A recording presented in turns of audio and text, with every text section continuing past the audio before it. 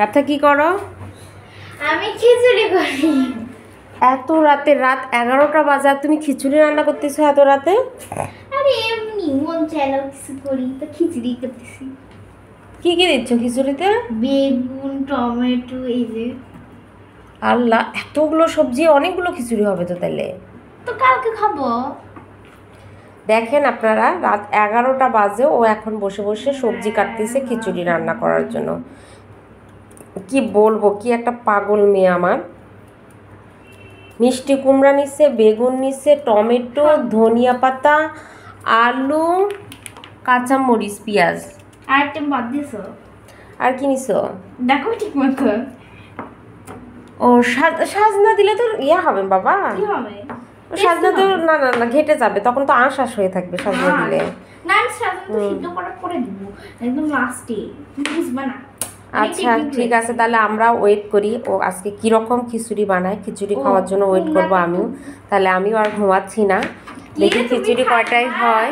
রাত 11টা, এখন খিচুড়ি কয়টার সময় রান্না হয় সে পর্যন্ত অপেক্ষা করি। তাহলে দেখি, না পারলে তুমি ডেকে দিবা আমাকে, তারপর খাবো তোমার সাথে আমি খিচুড়ি খেয়ে, তারপর ঘুমাবো। আর কেমন খিচুড়ি রান্না করে তাহলে সাথে থাকুন পুরো ব্লগটা দেখার জন্য। রাতের বেলা ঘুম ভেঙে এখন আমি খিচুড়ি খাবো, তা আপনারাও সাথে থাকেন। তো এই যে আমাদের পারফেক্টলি খিচুড়ি রান্না হলো শেষ পর্যন্ত, সাথে আলু বোখরার আচার, সবজি, খিচুড়ি, লেবু।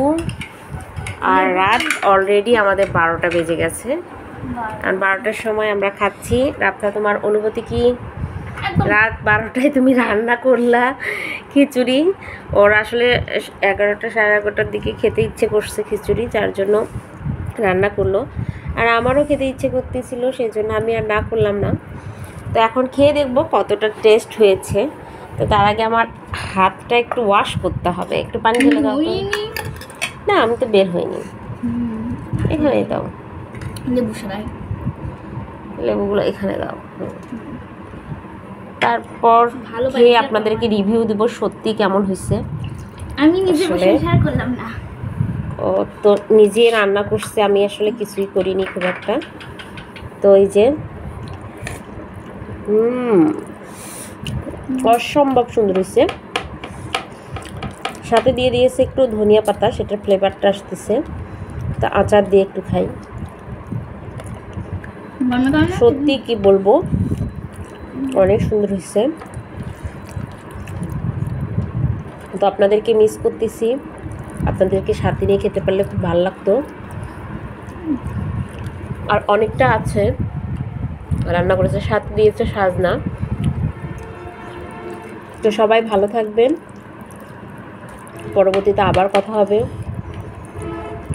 অন্য কোনো ভিডিওতে। আল্লাহ হাফেজ।